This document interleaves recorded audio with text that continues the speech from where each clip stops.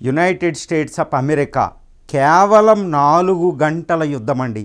చాలా ఆశ్చర్యం. It's highly surprising and shocking for the world. కేవలం 4 గంటల్లో ఒక దేశ అధ్యక్షుడిని, ఒక దేశాన్ని ఓడించి దేశ అధ్యక్షుడిని మనం చూస్తున్నాం. కళ్ళకి గంతలు కట్టి బేడీలేసి తన దేశానికి తరలించుకుపోయింది. అది వెనుజులా.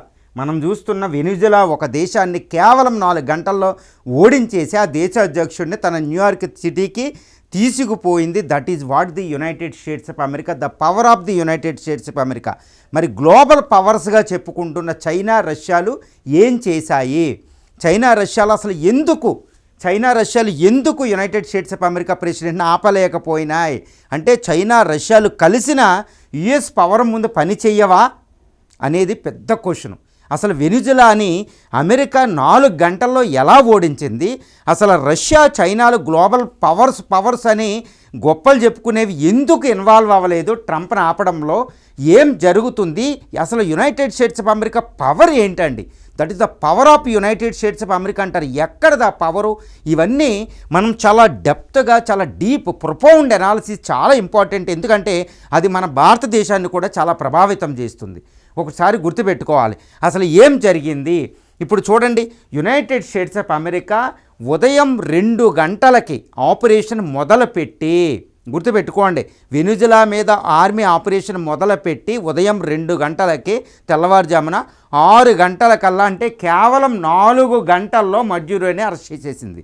మడ్యూరో వైఫ్ని, మడ్యూరోని చేతులు గంట కట్టి తన యొక్క యుద్ధ నౌక ఐవో జిమా అనే యుద్ధ నౌక మీద వెనుజులా కారకస్ నుంచి న్యూయార్క్ సిటీకి తరలించేసింది. న్యూయార్క్లో అమెరికా చట్టాల ప్రకారం ఆయన నేరస్తుడిగా నిలబడ్డాడు. అంటే ఒక దేశ అధ్యక్షుడికే దిక్కులేని పరిస్థితి కేవలం 4 గంటల్లో ఎలా ఓడించిందండి యునైటెడ్ స్టేట్స్ ఆఫ్ అమెరికా అంటే మనం ఒకటి గుర్తుపెట్టుకోవాలి. అది ఎంతటి గొప్ప విజయం అమెరికాది అంటే అది విజయం మంచిదా కాదని తర్వాత పెడదాం. అంటే ఒక యుద్ధాన్ని జయించడం ఇంత ఈజీ అంటే దాన్ని ఒక దాంతో కంపేర్ చేయాలి. ఇప్పుడు రష్యా గత 4 సంవత్సరాలు ఫిబ్రవరి, గుర్తుపెట్టుకోవాలి, 2022 ఫిబ్రవరిలో మొదలుపెట్టింది రష్యా ఉక్రెయిన్ మీద యుద్ధం. 4 సంవత్సరాలు, ఇంకా 2 నెలల్లో 4 సంవత్సరాలు పూర్తవబోతుంది. అయినా రష్యా అక్కడ ట్రాప్ అయిపోయింది. గుర్తుపెట్టుకోవాలి, చైనా అక్కడ పక్కనున్న చిన్న తైవాన్ని ఆక్యుపై చేసుకోలేకపోతుంది చైనా. ఇలాంటి పరిస్థితుల్లో ఒక వెనుజులాని 9,23,000 చదరపు కిలోమీటర్లు కలిగి ప్రపంచంలో అత్యధిక ఆయిల్ రిజర్వ్, ప్రపంచంలో 20% ఆయిల్ రిజర్వ్స్ కలిగి ఉండి 8 లక్షల సైన్యం ఉన్న వెనుజులా దేశాన్ని, అది కూడా బోల్షివిక్, చెగువేరా అని, బొలివియన్ రిపబ్లిక్ అని ఫాలో అయ్యే ఒక దేశాన్ని, ఒక వెనుజులాని ఉదయం 4 గంటల నుంచి మొదలుపెట్టి ఉదయం 6 గంటలు, 4 గంటల్లో మొత్తం ఓడించేసి దేశ అధ్యక్షుని తీసుకెళ్ళి న్యూయార్క్లో పడేసుకుంది. That is what the United States of America power అండి. మరి రష్యా, చైనాలు అక్కడ ఎందుకు రాలేదు అనేది చెప్పే ముందు 4 రోజుల యుద్ధాన్ని, ఈ 4 గంటల యుద్ధాన్ని అమెరికా ఎలా ముగించింది గుర్తుపెట్టుకోవాలి. Well preparation. ఆగస్టు 2025 ఆగస్టులో మొదలుపెట్టి 4 నెలల పాటు ఒక యుద్ధాన్ని వెనుజులా చుట్టూరు చాలా జాగ్రత్తగా యుద్ధ వ్యూహాన్ని అమలుపరిచింది. ఏం చేసింది? యునైటెడ్ స్టేట్స్ ఆఫ్ అమెరికా తన 13,000 ఎయిర్ క్రాఫ్ట్లు ఉంటాయి దానికి, అందులో సుమారు 2,000 ఎయిర్ క్రాఫ్ట్ల దాకా లాటిన్ అమెరికా దగ్గర మోహరింపజేసింది. తన ఎయిర్ క్రాఫ్ట్ క్యారియర్లు 13 ఎయిర్ క్రాఫ్ట్ క్యారియర్లు ఉంటాయి. చైనాకి 2, రష్యాకు 1, ఇండియాకి 2 ఉన్నాయి, గుర్తుపెట్టుకోవాలి. కానీ అమెరికాకి 13 ఎయిర్ క్రాఫ్ట్ క్యారియర్లు ఉంటాయి. మూవింగ్ మిలిటరీ షిప్స్ అనమాట, మూవింగ్ మిలిటరీ సిటీస్. అవి 4 అక్కడ మోహరింపజేసింది. అందులో గెరార్డ్ ఆర్ ఫోర్డ్ అనే అత్యాధునిక nuclear based air craft carrier అండి. అది వెళ్ళిందంటే మాటలు కాదు. దాని మీద 90 యుద్ధ విమానాలు ఉంటాయి, F-35, F-22లని. వాటిని మోహరించిన తన C-17 హెర్క్యులస్ అని భారీ యుద్ధ విమానాలు, రవాణా విమానాలని అక్కడ మోహరింపజేసింది. ఈ విధంగా తన యొక్క 15,000 మంది ఆర్మీ ఫోర్స్ని అక్కడ పెట్టి తన డెల్టా ఫోర్సు, CIA రంగంలో దిగి చాలా పగడ్బందీగా United States of America Trump ఆధ్వర్యంలో, హెక్సెత్ డిఫెన్స్ సెక్రటరీ ఆధ్వర్యంలో మిలిటరీ ఆపరేషన్ నిర్వహించి వెనుజులాని కేవలం ఆయన బెడ్రూమ్లోనే అరెస్ట్ చేసి న్యూయార్క్కి తీసుకుపోయింది. ఇది ఒక ఎత్తు. That is the power of the United States of America. ఇప్పుడు చైనా రష్యాలు ఎందుకు అడ్డుకోలేదు? గుర్తుపెట్టుకోవాలి, చైనా అంటది నేను గ్లోబల్ ప్లేయర్ని, అమెరికాతో సమానమైన ఆర్థిక వ్యవస్థ నాకుంది అని చైనా అంటూ ఉంటుంది. ఇక పుతిన్ ఏమంటూ ఉంటారు? తిరుగులేని మిలిటరీ శక్తి నాది, తిరుగులేని మిలిటరీ శక్తి అని పుతిన్ గారు అంటూ ఉంటారు. మనకి గుర్తుపెట్టుకోవాలి, ట్రంప్ పుతిన్ ఎప్పుడు మేము గొప్ప అంటారు. మరి వెనుజులాని 4 గంటల ఆపరేషన్ నిర్వహిస్తే వాళ్ళ ఇంటెలిజెన్స్లు చెప్తే కదా ట్రంప్కి పుతిన్కి, మరి వాళ్ళు ఎందుకు అడ్డుకోలేదు? ఇది ఎందుకు అడ్డుకోలేదంటే చైనా రష్యా పవర్లు అమెరికాని ఎదురించలేవు. ఎక్కడ? అమెరికా అమెరికా స్పీర్ ఆఫ్ ఇన్ఫ్లుయెన్స్గా చెప్పుకునే ఈ లాటిన్ అమెరికా ప్రాంతంలో అడ్డుకోలేవు. గుర్తుపెట్టుకోవాలి, ఈ లాటిన్ అమెరికా ప్రాంతంలో ముఖ్యంగా మనకి ఈ కనిపించేదండి. ఇక్కడ ఈ ప్రాంతం ఏంటంటే లాటిన్ అమెరికా అంటారు, దక్షిణ అమెరికా. ఇది యునైటెడ్ స్టేట్స్ ఆఫ్ అమెరికా. ఈ ప్రాంతం ఉత్తర అమెరికా, దక్షిణ అమెరికా, ఈ 2 ఖండాల్లో అమెరికా అనేది ఒక ఫుల్ సూపర్ పవర్. ఇక్కడికి రష్యా చైనాలు ఇక్కడ దాకా వచ్చి అమెరికాని ఇక్కడ అడ్డుకోలేవు. అది మనం గుర్తుపెట్టుకోవాలి. ఆ యొక్క చైనా రష్యాలు తమ బలహీనత తెలుసు కాబట్టి ఇక్కడికి రావు. ఇక్కడికి వస్తే అమెరికా క్షమించదు. 1962లో USSR the most global military పవర్గా ఉన్నప్పుడే 1962లో క్యూబా దగ్గర తను మిసైల్స్ని డిప్లాయ్ చేసినప్పుడు, కెనడీ ప్రెసిడెంట్గా ఉన్నప్పుడు మిసైల్ క్రైసిస్లో అమెరికా రంగంలో దిగింది. యుఎస్ఎస్ఆర్ తోక ముడుచుకుని వెళ్ళిపోయింది. గుర్తుపెట్టుకోవాలి. అది చైనా ఇంకెప్పుడు వచ్చినా అమెరికా ఒప్పుకోదు. ఇప్పుడు రష్యా చైనాలు వెనుజులాకి హెల్ప్ చేయడానికి ట్రై చేసినాయి, కానీ అమెరికా పవర్ ముందు పని చెయ్యవు. ఇక్కడ డజన్ల కొద్దీ అమెరికా స్థావరాలు ఉంటాయి. ఇక్కడ ఏది నేవీలు, ఎయిర్ ఫోర్సు, ఆర్మీ బేసెస్ ఉంటాయి అన్నమాట. ఇది డొమినికన్ రిపబ్లిక్ నుంచి, క్యూబా, గ్వాంటనామో బే నుంచి, ఈ పనామా నుంచి, ఈ కొలంబియా నుంచి, ఇవంతా అమెరికా యొక్క గల్ఫ్ ఆఫ్ మెక్సికో, ఇదంతా యునైటెడ్ స్టేట్స్ ఆఫ్ అమెరికా అడ్డా. ఇక్కడికి వేరే పవరు రష్యా చైనాలు వచ్చి అమెరికాని పోరాటం చెయ్యలేవు. కాబట్టి అమెరికా రష్యాలు ఇన్వాల్వ్ అవ్వలేదు ఈ ప్రాంతంలో. అది మనం గుర్తుపెట్టుకోవాలి. దీంతో పాటు తర్వాత ఏంటంటే ఇప్పటికే చైనా ఉక్రెయిన్ ఇష్యూలో ఇరుక్కుపోయింది. చైనా తన దగ్గరున్న దేశాలని కంట్రోల్ చేయలేదు. ఏది?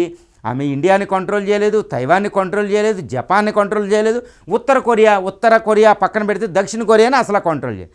కాబట్టి చైనా అక్కడ అంతా వదిలేసి ఇక్కడ దాకా ఎలా వస్తుంది? అది గుర్తుపెట్టుకోవాలి. 2, రష్యా ఏంటి? ఉక్రెయిన్ యుద్ధంలో తల మునకలైపోయింది, అక్కడ ట్రాప్ అయిపోయింది. మళ్ళీ దానికోసం ఇక్కడ దాకా వచ్చి వెనుజులా రక్షణ కోసం సైనిక దళాలను పంపించే శక్తి రష్యాకు లేదు. గుర్తుపెట్టుకోవాలి ఇది. తర్వాత వెనుజులా కూడా అమెరికా ఇక్కడ రష్యా చైనాలు సహాయం చేసినా అవి స్వీకరించే విధంగా అక్కడ సిస్టమ్ కూడా వెనుజులా లేదు. కాబట్టి వెనుజులాకి రక్షణగా చైనా రష్యాలు రాలేకపోయాయి. తన అసక్తిని బయటికి ఎక్స్పోజ్ చేసుకున్నాయి. కాబట్టి ఇది ఒక బిగ్గెస్ట్ షాక్ అనమాట. అంటే చైనా రష్యాలకు ఒక పెద్ద ఓటమి అండి. ఏంటంటే they are not a global players. అంటే ఎవరితో కంపేర్ చేస్తే గ్లోబల్ ప్లేయర్స్ అవ్వచ్చు, తప్పుగా ఏం మాట్లాడడంలా. బట్ యునైటెడ్ స్టేట్స్ ఆఫ్ అమెరికాతో పోలిస్తే అవి చెయ్యలేవు. ఎందుకంటే that what the United States of America power అండి. ఏం చెప్తున్నానంటే మొత్తం యునైటెడ్ స్టేట్స్ ఆఫ్ అమెరికాకి ప్రపంచవ్యాప్తంగా మనం చూస్తే మనకి గ్లోబల్ మ్యాప్ను మనం చూడగలిగితేనండి ప్రపంచవ్యాప్తంగా యుఎస్ పవర్ చూడండి ఎంత ఉంటుందో. United States of America power ఎలా ఉంటుందంటే అది దాని యొక్క పవరు ఇదిగోండి. ప్రపంచం మొత్తం ప్రపంచ పటంలో ఈ ప్రపంచ పటం మీద యునైటెడ్ స్టేట్స్ ఆఫ్ అమెరికా, ఇది అలస్కా, మొత్తం 9 లక్షల చదరపు కిలోమీటర్ల ప్రాంతం మొత్తం. ఈ 9 లక్షల చదరపు కిలోమీటర్ల యునైటెడ్ స్టేట్స్ ఆఫ్ అమెరికా 35 కోట్ల మంది ప్రజలు, కానీ $30 ట్రిలియన్ ఎకానమీ. ఇదేంటంటే దీని డిఫెన్స్ బడ్జెట్ $1000 బిలియన్ ఉంటుంది, $1 ట్రిలియన్. తర్వాత టాప్ 10 అమెరికా తర్వాత మిగిలిన టాప్ 9 కంట్రీస్ డిఫెన్స్ బడ్జెట్లు కలిపేసిన అమెరికా అంత డిఫెన్స్ బడ్జెట్ రాదు. That is what the power of the United States of America అండి. అంత ఈజీగా అంచనా వేయకూడదు. దాని దగ్గర 13 ఎయిర్ క్రాఫ్ట్ క్యారియర్లు ఉంటాయి, మిగిలిన అన్ని దేశాలు కలిపినా అన్ని లేవు. ఏది? చైనా, రష్యా, ఇండియా, తర్వాత యూరోపియన్ కంట్రీస్ అన్ని, ఫ్రాన్స్ అన్ని కలిపిన అన్ని ఎయిర్ క్రాఫ్ట్ క్యారియర్లు దాని దగ్గర లేవు. మిగిలిన అంటే అమెరికా దగ్గర ఎక్కువ ఉన్నాయి. 13 ఎయిర్ క్రాఫ్ట్ క్యారియర్లు, Gerard, Ford, Abraham Lincoln, USS George W bush లాంటి ఎన్నో ఎయిర్ క్రాఫ్ట్ క్యారియర్లు దాని దగ్గర ఉంటాయండి, గుర్తుపెట్టుకోవాలి. తర్వాత ఏంటంటే United States of America power ఎక్కడ ఉంటుందంటే, ఇదిగోండి ఈ 2 అమెరికాల దగ్గర ఈ ప్రాంతంలో ఎవ్వరూ కూడా అమెరికాను కాదని ఎవ్వరూ కూడా ఇక్కడికి ఎంటర్ అవ్వలేరు. ఏంటి అంటే ఇదంతా అట్లాంటిక్ మహాసముద్రం, ఇదంతా పసిఫిక్ మహాసముద్రం. ఈ 2 సముద్రాల మధ్యలో యుఎస్ ఉంటుంది. కాబట్టి ఎవరైనా అమెరికాని అటాక్ చేయాలంటే అట్లాంటిక్ దాటాలి, పసిఫిక్ దాటాలి. కాబట్టి అంత ఈజీ కాదు. అందువల్ల న్యాచురల్గా దీనికి ఒక రక్షణ చక్రం ఉంది. కాబట్టి అది ఇప్పుడు మన్రో డాక్ట్రిన్ అని ఒకటి ఏర్పాటు చేసుకుని యునైటెడ్ స్టేట్స్ ఆఫ్ అమెరికా ఈ ఉత్తర దక్షిణ అమెరికాలో ఏ పవర్ని కూడా అక్కడికి రానివ్వదు. 1823 మన్రో అప్పుడు అధ్యక్షుడు పెట్టినప్పటి నుంచి, జేమ్స్ మన్రో పెట్టిన. కాబట్టి ఏ పవరో కూడా ఇక్కడికి వచ్చి యుద్ధం చేయలేవు. That is the power of United States of America. కాబట్టి ఇక్కడ వెనుజులా దగ్గరికి రష్యా, చైనాలు ధైర్యం చేయలేకపోయినాయి. ఎందుకంటే ఇది అమెరికా అడ్డా కాబట్టి, ఈ ప్రాంతం అమెరికాది కాబట్టి. దీంతోపాటు అమెరికా పవర్ ఏంటంటేనండి, ఒక్కసారి మనం చూద్దాం అసలు అమెరికా మిలిటరీ పవర్ని ఎలా చేసిందంటే, ఇప్పుడు మనం ఇది చూస్తే ఎంటైర్ చైనా, రష్యాలు కలిపిన అమెరికా కూటమైన నాటో, అంటే అమెరికా ఎక్కువ ఉంటుంది, నాటోలో కూడా 70% forces United States of America. ఈ రష్యా, చైనాలు కలిపిన అమెరికాని ఓడించలేవు. ఏ విషయంలో కూడా సరిపోవండి. ఎందుకంటే ముందుగా ఈ చైనా, రష్యా యొక్క defence budget, Russia defence budget $90 billion, చైనాది 300 అంటే $390 billion. But United States of America ఒక్కదానికే $1000 బిలియన్. ఇంకా నాటో దేశాలు కలిపితే సుమారు 1200 నుంచి 1300 బిలియన్. దీంతో ఎక్కడ సరిపోతాయి చైనా, రష్యాలు? నెంబర్ 1. నెంబర్ 2, ఒక్క అణ్వాయుధాలే, ఇద్దరు చనిపోతారు. కాబట్టి ఇటు అమెరికా, రష్యాలు గెలుస్తాయి, యుఎస్ గెలిచి ఇద్దరు ఓడిపోతారు. మ్యూచువల్ అష్యూర్డేషన్ అదొక్కటే, ఈ 2 సమఉజ్జీవులని చెప్పుకోవాలి. తర్వాత పర్సనల్, యాక్టివ్ పర్సనల్ అంటే ఆర్మీ చూస్తే 54 లక్షలు ఉంటుంది. 54 లక్షలు 20 లక్షలు యుఎస్దే. మిగిలిన నాటో అంత బలంగా ఉంటుంది, గుర్తుపెట్టుకోవాలి. మిగిలిన చైనా, రష్యాలు కలిపితే 28 లక్షలు. కాబట్టి ఈ విషయంలో కూడా అమెరికా కూటమి నాటోని ఓడించలేవు. అమెరికాని ఓడించడం అసంభవం. వాళ్ళు వెస్టర్న్ శ్వేత జాతీయులు కాబట్టి వాళ్ళు కలిసే ఉంటారు. తర్వాత ఎయిర్ క్రాఫ్ట్ కలిస్తే నాటో 20,000, ఇందులో అమెరికావే 13,500 ఎయిర్ క్రాఫ్ట్లు ఉంటాయండి. అంటే యుద్ధ విమానాలు ఒక్క అమెరికాకే 13,500. ఈ చైనా, రష్యాలు కలిపిన వచ్చేది 7,500. అమెరికా దగ్గర డబ్బులు ఉన్నాయి. కాబట్టి ఈ చైనా, రష్యాలు యుద్ధ విమానాలు అంత అత్యాధునికమే, రష్యావి, చైనావి. కానీ అమెరికావి కూడా అత్యాధునికం. అమెరికా 13,000 ఉంటాయి. తర్వాత ఈ ట్యాంక్ స్ట్రెంగ్త్లో కూడా ఈ నాటోదే అత్యధికం, వీటి తక్కువ అవుతుంది. తర్వాత ఆర్మీడ్ వెహికల్స్, తర్వాత నేవల్ స్ట్రెంగ్త్లో చైనా ఇప్పుడు నెంబర్ 1 ప్లేస్లో ఉంది 700. కానీ దీంతో కలిపితే 2,000 ఉన్నాయి నాటో దగ్గర.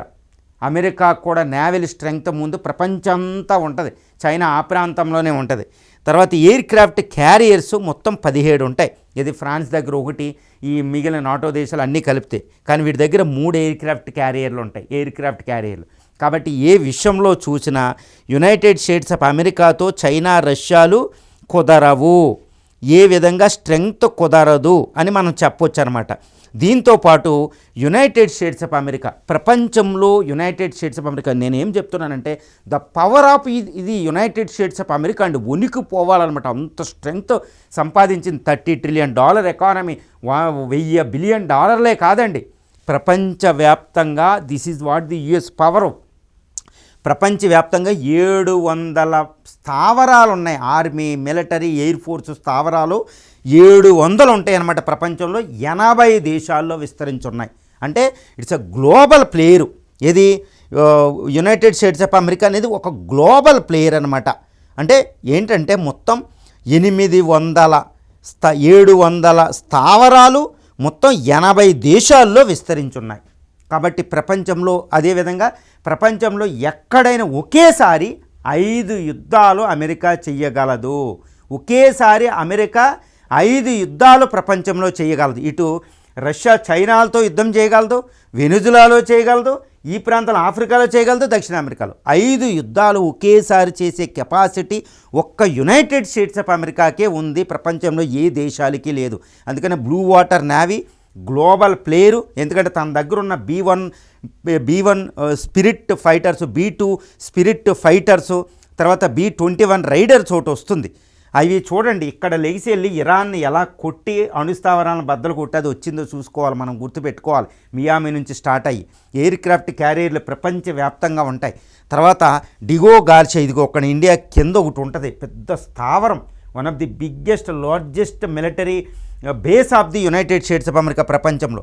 తర్వాత ఒకినావా దగ్గర ఇక్కడ గామ్ అని ఒకటి ఉంటుంది, ఇది ఒక్కటి చాలు అమెరికా చైనాని ఓడించగలడానికి. అలాంటి స్థావరాలు యునైటెడ్ స్టేట్స్ ఆఫ్ అమెరికాకు ఉంటాయి. అందుకనే యునైటెడ్ స్టేట్స్ ఆఫ్ అమెరికా కేవలం 4 గంటల్లో వెనిజులా అనే దేశాన్ని ఓడించి USS ఐవో జిమా అనే దాని మీద ఒక దేశ అధ్యక్షుడిని కళ్ళ గంతలు కట్టి తీసుకుపోతే గ్లోబల్ ప్లేయర్స్ అని చెప్పుకునే చైనా, రష్యాలు నెమ్మదిగా సైలెంట్గా కూర్చుని ఉన్నాయి. కాబట్టి ఇది మనకు తెలుస్తుంది. ఇంకొక సర్ప్రైజింగ్ ఏంటంటే మడ్జురో ఆ రోజు రాత్రే చైనాతో మీట్ అయ్యారు, చైనా ఆర్మీ అఫీషియల్స్తో. అయినా చైనా తోక ముడుచుకుని కూర్చుంది ట్రంప్ ముందు. అంటే మనం గ్లోబల్ ఇంటర్నేషనల్ దౌత్య విధానంలో చైనా గ్రేటు, రష్యా గ్రేటు, ఇది గ్రేట్ అది గ్రేట్ అంటారు, బట్ గ్రేటే. కానీ యునైటెడ్ స్టేట్స్ ఆఫ్ అమెరికాతో పోలిస్తే ఇంకా అవి చాలా శక్తివంతంగా తయారవ్వాలి. That is what the power of the United States of America. అంటే ట్రంప్ ఉన్నారు, ట్రంప్ యుఎస్లో సరిగ్గా లేరు కాబట్టి ట్రంప్ని అసహించుకుంటాం. ఈ హేట్ ట్రంప్ అనమాట, వీ హేట్ ట్రంప్ కాబట్టి మనం అలా చూస్తాం. కానీ the power of the United States of America అనేది చాలా శక్తివంతం. అది అస్తమిస్తుంది అంటున్నారు, కానీ అది వ్యూహంగా అది పెరుగుతూనే ఉందని మనం ఇక్కడ చెప్పుకోవచ్చు.